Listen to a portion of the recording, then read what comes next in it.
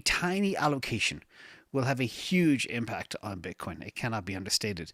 And this also interesting, people thought, oh, well, the volumes of these spot ETFs in Hong Kong is nothing. Yes, but remember, it's in kind. We don't know if people are depositing Bitcoin directly to them.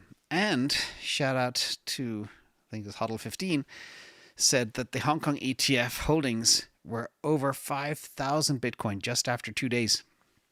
And that's a big thing here. So we have the US ETFs dumping 10,000 ETFs yesterday, 10,000 Bitcoin yesterday. And Hong Kong, although it's smaller, it is significant as well, adding nearly 5,000 in 2 days, call it 2,500 days. So we're seeing a weird balance here, and I'm kind of happy about this because having a counterbalance on the other side of the planet means there could be less manipulation with the traditional US ETFs, because they know if they dump a bag, Hong Kong could snap it up. But it's not the only player who's snapping up stuff.